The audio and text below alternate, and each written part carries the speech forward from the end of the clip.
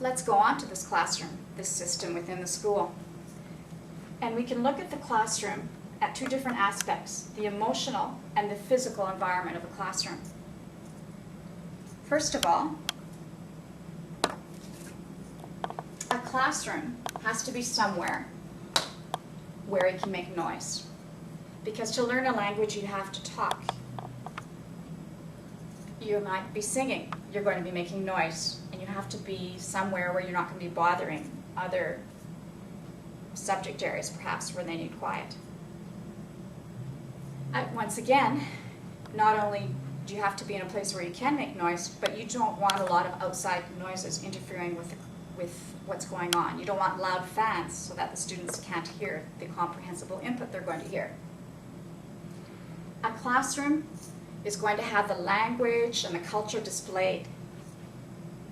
And you want a classroom that has a setup, ideally, where you can move the desks around quickly and quietly into different groups, so that you can work in pairs or you can work in small groups so you can move quickly. Because a language is all about, learning a language is about interacting. So you need to be able to move around. The other aspect of a classroom environment is the emotional aspect.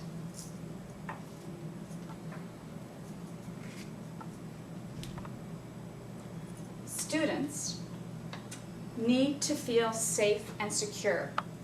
They need to be able to be confident in making mistakes, because you can't learn a language if you can't make mistakes. The teacher has to make sure that the students are not intimidated. They're not afraid to speak and to make mistakes, because we all make mistakes when we're learning a language, even small children do. So the teacher has to be in control so that other students are not intimidating other students. And it has to be an enjoyable atmosphere. Learning a language has to be fun. But at the same time, teachers of second languages always have this dilemma. We have to make it enjoyable, but we also have to have high expectations. So that's the emotional environment of a classroom. Let's go and look at the teacher. And there are three dimensions of a teacher we can look at. We can look at the qualities of the teacher, the language competence of the teacher, and finally, the pedagogical knowledge of the teacher.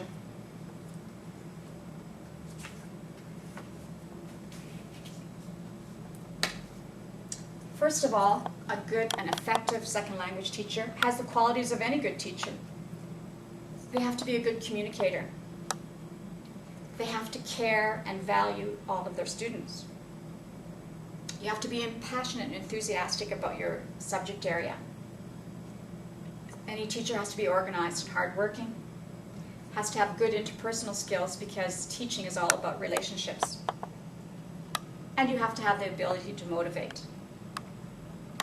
Of course, you also have to be able to interpret and to implement the program of studies, that is the law.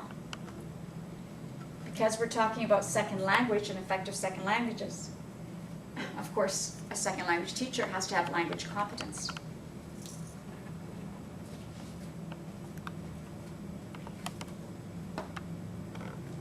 In an ideal world, all teachers would have perfect native fluency, but we certainly can hope that, and we can demand that for effective second language programs, that the teacher has suitable fluency for the program they're teaching in.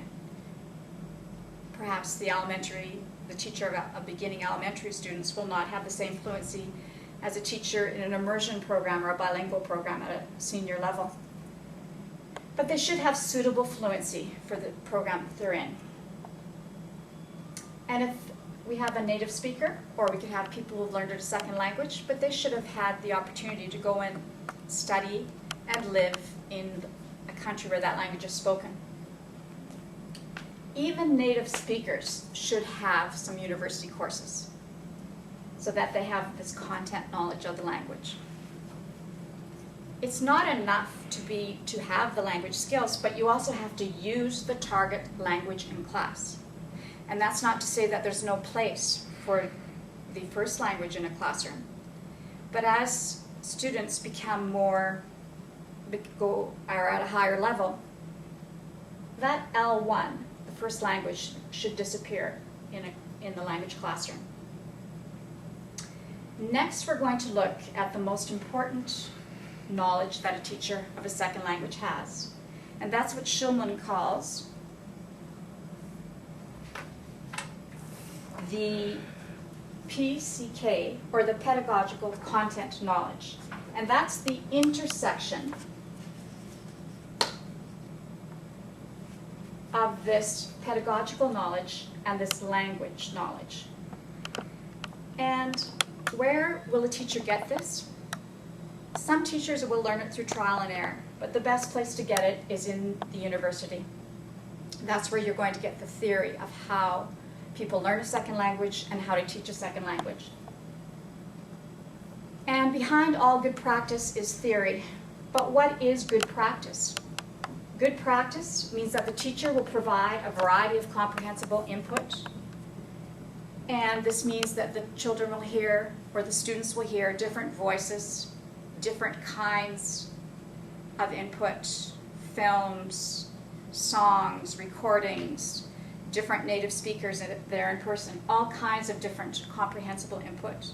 And comprehensible input means it has to be at a level that they will understand, or understand enough to get something out of it. And the teacher has to give them a variety of different activities so they can practice all of their language skills, writing, listening, speaking, and writing. So they have to get a lot of different practice activities. The teacher has to integrate culture into everything that they're doing. And this can be done in the classroom or out of the classroom through resources, through bringing in guest speakers, through going on field trips,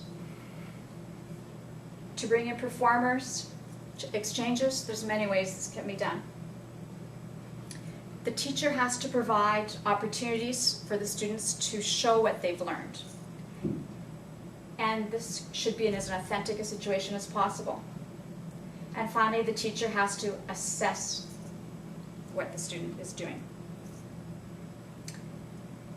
Often forgotten, but one of the most important responsibilities of a teacher is to mentor new teachers to the profession. Because for a program to be effective, we need to have sustainability.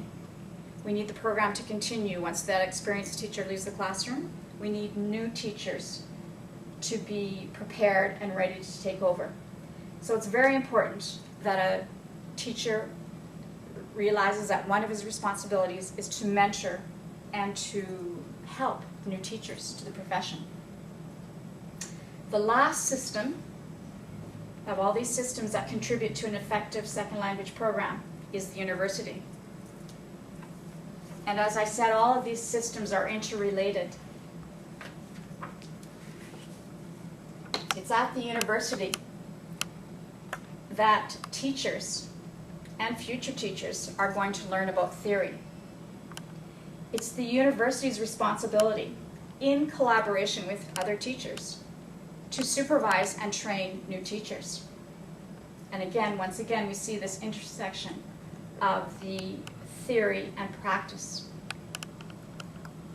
The university has to make sure that they've got a sufficient number of courses available and at times when people can take these courses so that people can get the training that they need, so that teachers can be trained. Another responsibility of the university is to research on L2 acquisition and also on teaching theory. There's a place in the universities for creating resources, as the government will do, as perhaps the school district will do, and they should all be working together to create new resources. The university needs to maintain relationships with all of these stakeholders, with all of the other systems, with all of the other spokes in the wheel, if you like. And it's also the responsibilities of all of the other systems to maintain relationships with each other. Because it's the government working with the community and the schools and the school districts and the teachers, all working together, all of these different systems will contribute to an effective second language program. It's all interdependent. So it takes all of these people working together to create an effective second language program.